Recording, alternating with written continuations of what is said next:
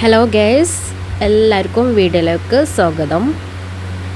ഇന്ന് ഞാൻ വന്നിട്ടുള്ളത് 5 മിനിറ്റിൽ വളരെ സിമ്പിളായിട്ട് നല്ല ടേസ്റ്റ് ആയിട്ട് രസം ഉണ്ടാക്കുന്ന റെസിപ്പി ആയിട്ടാണ്. അതെങ്ങനെ ഉണ്ടാക്കാൻ നോക്കാം. അതിന് മുന്നേ നിങ്ങൾ എൻ്റെ വീഡിയോ ആദ്യമായിട്ടാണ് കാണണമെങ്കിൽ ഒന്ന് സബ്സ്ക്രൈബ് ചെയ്യുക, കൂടാതെ ലൈക്കും കൂടി ഒന്ന് ചെയ്യാൻ മറക്കല്ലേ. രസം ഉണ്ടാക്കാൻ വേണ്ടിയിട്ട് ഇതാ പുളീൻ്റെ വെള്ളം എടുത്തിട്ടുണ്ട്. പുളി നന്നായിട്ടൊന്ന് സോക്ക് ചെയ്തതിന് ശേഷം അതിൻ്റെ വെള്ളം മാത്രം എടുക്കാം. പിന്നെ ഇതിലേക്ക് വേണ്ടത് വെളുത്തുള്ളി, ഒരു പച്ചമുളക്, കുരുമുളക്, ചെറിയ ജീരകം.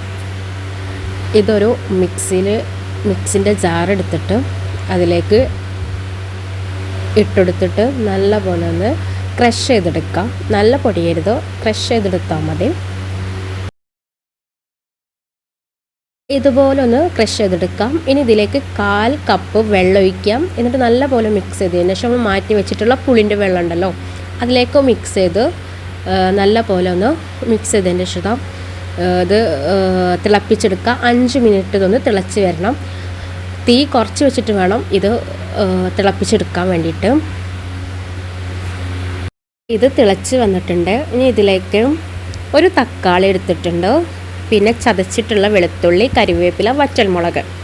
ഇനി ഒരു പാൻ വെച്ചിട്ട് പാൻ നന്നായിട്ട് ചൂടായി വരുമ്പോൾ ഇതിലേക്ക് വെളിച്ചെണ്ണ ചേർത്തി കൊടുക്കാം. ഇനി കടുകിട്ട് പൊട്ടിക്കാം. അതിനുശേഷം ഇതിലേക്ക് വറ്റൽമുളക് ചേർത്തി കൊടുക്കാം. വറ്റൽമുളക് ഒന്ന് മൂത്ത് വരുമ്പോൾ ഇതിലേക്ക് കരിവേപ്പില ഇട്ടെടുക്കാം. അതിനുശേഷം എടുത്ത് വെച്ചിട്ടുള്ള തക്കാളിയും വെളുത്തുള്ളിയും ചതച്ചതുണ്ടല്ലോ അതും കൂടി ഇട്ടെടുക്കുക. അതിൻ്റെ പച്ച സ്മെല്ല് മാറുന്ന വരെ ഒന്ന് മിക്സ് ചെയ്ത് കൊടുക്കാം. ഇനി ഇതിലേക്ക് മഞ്ഞൾപ്പൊടിയും കായപ്പൊടിയും കൂടി ചേർത്തി കൊടുക്കാം.